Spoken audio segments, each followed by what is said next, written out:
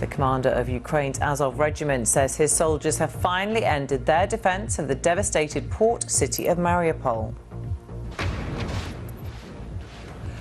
Russia intensifies its bombardment of the eastern Donbas region. Ukraine's President Volodymyr Zelensky says the area is completely destroyed. The occupiers are trying to further strengthen the pressure in the Donbas. It's hell, and that's not an overstatement. Our headlines today. Absolute evil. President Zelensky condemns a strike on a cultural centre as Russia makes gains in eastern Ukraine. Russia intensifies its attacks on Ukraine's Donbas region as its forces advance on the battlefields in the south and east of the country. The outcome of this war depends on Ukrainian resilience, on the amount of help its army gets from NATO, and President Putin's determination to fight on whatever the cost to Russia. Now, President Biden began his trip to the Far East with trade matters uppermost in his mind, but perhaps the big underlying purpose of his visit is to send out a clear message about security in the region. It's a message whose importance is certainly not lost on the people of Taiwan, where fears of an invasion by their giant neighbour China has risen sharply since Russian troops swarmed into Ukraine. Fiona has decided it's her duty to defend her country. She has joined a weapons training course, fearing Taiwan could be the next Ukraine. Since the outbreak of war in Europe, this private facility has had a spike in inquiries, and most have been from women.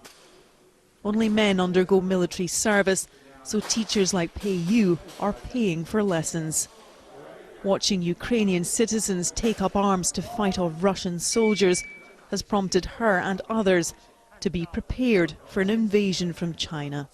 It will take more than trained civilians to give China pause for thought, but these people now have the peace of mind that they are ready for a day they hope will never come. Finland's leading gas supplier says it's been told deliveries of natural gas from Russia will cease from Saturday. Russia's state-owned Gazprom says Finland is refusing to comply with Moscow's demands that it pay for energy supplies in Russian rubles rather than in euros or dollars.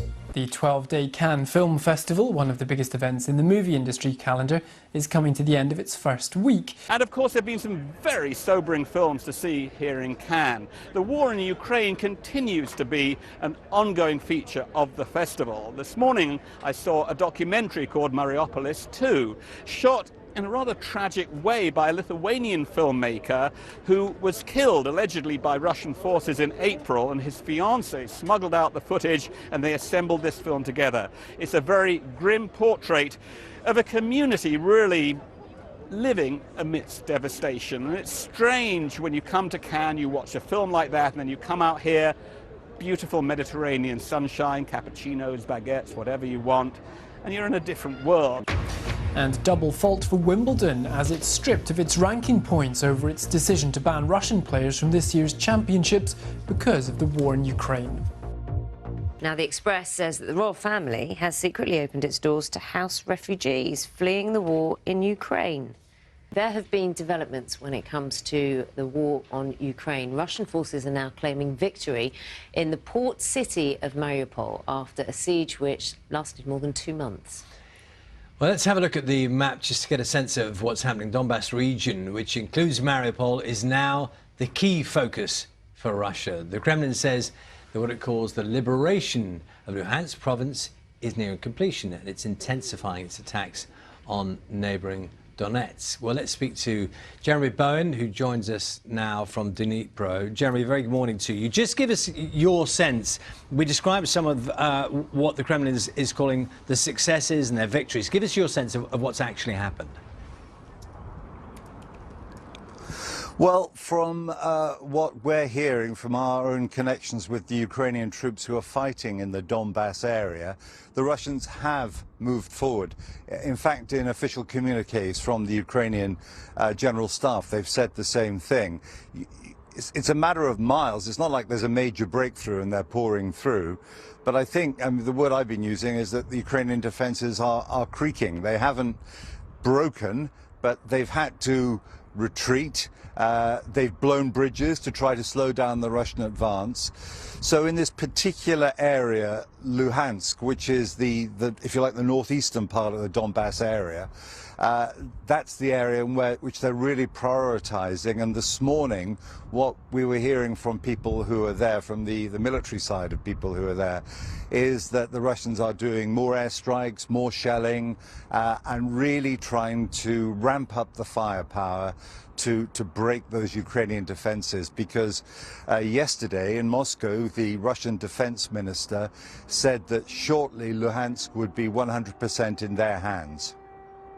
Jeremy, so you're describing there the Russians using more heavy weaponry. We're hearing a lot about Ukraine's requests and demands for heavy weaponry from outside to help in those situations. Are they tangibly able to repel any of the heavy bombardments from the Russians? Well, they're firing back. The war there in the last few weeks has really been an artillery battle. They're hammering each other with their artillery. I am not clear, because the Ukrainians keep the lid on a lot of this, the degree to which those very sophisticated 155mm howitzers, which they've got mostly from the US but also from Canada, have actually been deployed and are being used. Because it wasn't all that long ago that they said that the Americans said that they were training Ukrainian soldiers in Poland to operate them. So at the moment, it may well be that they don't yet have that firepower in place. Jeremy, I'm hearing that. I think I'm hearing the warning sirens going off where you are now. Yeah, there is a siren going on somewhere here in the city, but this area, Dnipro, has up to now been, life here is going on in a relatively normal way, insofar as it can be normal when a war's going on. So I think we can keep talking. Jeremy, can I just get a thought from you as well? It's something that's been followed internationally quite a lot, is the first Russian soldier who's been brought in front of a court in connection with the murder of a civilian in Ukraine. I mean, it's a significant moment, isn't it? Yeah, it is. Since the Russians pulled back from around the capital, Kiev, at the end of March, they've managed, from under the rubble and in mass graves, I think they've disinterred about 1,000 bodies of civilians who may well have been killed in brutal, shot out of hand, or indeed of Ukrainian prisoners. So the case against this young man, 21 years old, is that he was in some kind of a vehicle, in a car, I think, and what his lawyer has said is that he could see there was the man he's accused of killing is a Ukrainian guy in his 50s, that they could see this man, and he was on his phone outside his house. So the man's defense is that he was told to do it, and he raised his automatic weapon and put about 4 bullets into him and killed him, because his justification was they were worried that he might be giving away their position. Of course, you could say, well, why not just go and take the phone off him? And so he faces potentially a life sentence, though he may well be involved in a prisoner swap at a future date. And I think essentially his defense is the old one of he was only following orders. And that's something which I doubt the court will accept. Now, Russia has declared victory in its battle to conquer the Ukrainian port city of Mariupol after the last fighters who were defending the Azov-style steel plant laid down their weapons. Ukraine's President Zelensky confirmed that troops have been given permission to surrender and hopes they can be released as part of a prisoner exchange program. Fierce fighting continues in the south and east of Ukraine. We're joined now by Joe Inwood, our correspondent in Lviv. Joe, good to see you again. Just take us through these latest developments. So what we've had over the last 24 hours or so, the final fighters of the Azovstal steelworks have put down their weapons and come out in what was thought to be a negotiated surrender, essentially.